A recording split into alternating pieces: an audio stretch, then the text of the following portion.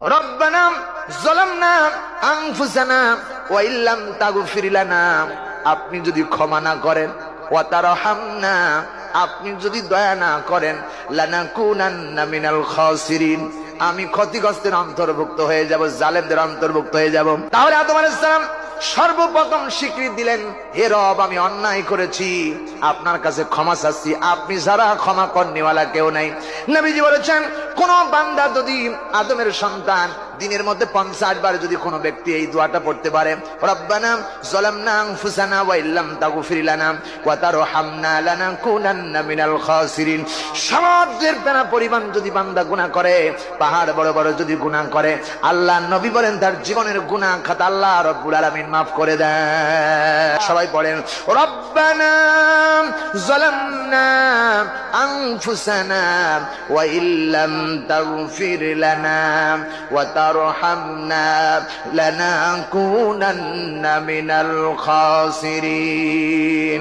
হায় আল্লাহ, আমি অন্যায় করেছি, অত্যাচার করেছি, আমার নফসের উপরে জুলুম করেছি, আপনি যে ক্ষমা করে দেন, আপনি ছাড়া কোনো ক্ষমতাকারী নাই, আপনি যদি ক্ষমা না করে দেন, আমি নিশ্চয়ই জালেমদের অন্তর্ভুক্ত হয়ে যাব। আল্লাহর কসম করে বলি, আদম আলাইহিস সালাম কেবলমাত্র আরাফাতের ময়দানে দাঁড়িয়ে এই কথাগুলো যখন আল্লাহরে শোনায় দিলেন, আল্লাহ রব্বুল আলামিন সঙ্গে সঙ্গে তার জীবনের সব পাপগুলো মাফ করে দিলেন। নবী বলেন, কোন সন্তান, আমার আদমের সন্তান, এই দোয়াটা যদি 50 বার দিনের মধ্যে তেলাওয়াত করতে পারে, তার জীবনে যত গুনাহ আছে সব গুনাহ খাতা আল্লাহ রব্বুল আলামিন মাফ করে দিবেন। সুবহানাল্লাহ বলেন না? আমার ভাইরা, কারণ আল্লাহ রব্বুল আলামিন তওবাকারীকে ভালোবাসেন।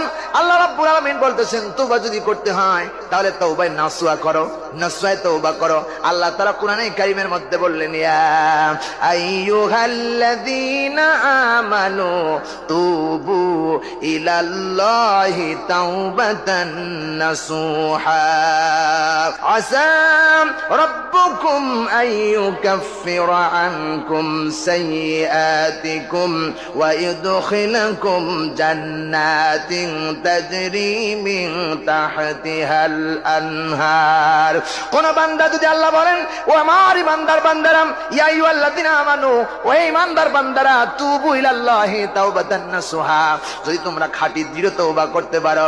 তওবা মানে নসুহা, মানে নসুহা কোনো ব্যক্তির নাম না, নসুহা মানে হলো আমার ভাইরা কোরআনের ব্যাখ্যা খাঁটি তওবা, দৃঢ় তওবা, অবিচল তওবা যদি কেউ করতে পারে, আল্লাহ রাব্বুল আলামিন বলেন, আসা রাব্বুকুম আইয়ুকাফির আনকুম সাইয়্যাতিকুম, জীবনের যত গুনাহ আছে সব গুনাহ খাতা আল্লাহ রাব্বুল আলামিন মাফ করে দিবেন, আর তার জন্য আল্লাহর জান্নাত আল্লাহ রাব্বুল আলামিন